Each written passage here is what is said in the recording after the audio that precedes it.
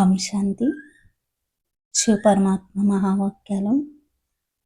అయితే ఇంకా భక్తుల గురించి, భక్తులు వాళ్ళ యొక్క పుణ్యకాతని ఎలాగా ఈ లోనే గౌరవ ప్రతిష్ఠ కోసం ఎలా సమాప్తి చేసుకున్నారనేది చెప్తున్నారనమాట. మరి చార్ట్ గురించి తెలుసుకుందామా? భక్తుల యొక్క ప్రాప్తి రూపం ఎలా ఉంటుందంటే, వర్షకాలం చేమలకు రెక్కలు వస్తాయి. అవి చాలా సంతోషంతో ఎగరటం మొదలు పెడతాయి. కానీ అది అల్పకాలికంగా. తిరిగి ఆ కాలంలోనే అది సమాప్తి అయిపోతుంది.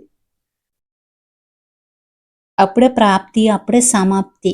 అదేవిధంగా ఇప్పుడు భక్తులు అంటే కలియుగ తమోప్రధాన భక్తులు అల్పకాలిక ఫలం యొక్క ప్రాప్తులు సంతోషపడిపోయేవారు.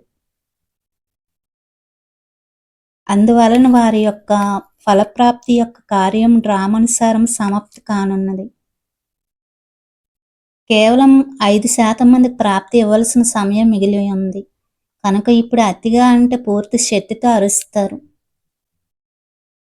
విశేషమైన శక్తులను అడుగుతూ ఉంటారు. దీంట్లో కూడా విశేషంగా శక్తులను పిలుస్తారు. వరదానం ఇవ్వండి, శక్తి ఇవ్వండి, ధైర్య సాహసాలు ఇవ్వండి అని. ఇప్పుడు ఇది అతిలోకి వెళ్ళి మరల సమాప్తి కానున్నది. కనుక భక్తుల లెక్కాచారం యొక్క రిజిస్టర్ సమాప్తి కానున్నది. మిగిలిన కొద్ది మందిది ఇప్పుడిప్పుడే కర్మ, ఇప్పుడిప్పుడే ఫలం రూపంలో సమాప్తి అయిపోతుంది.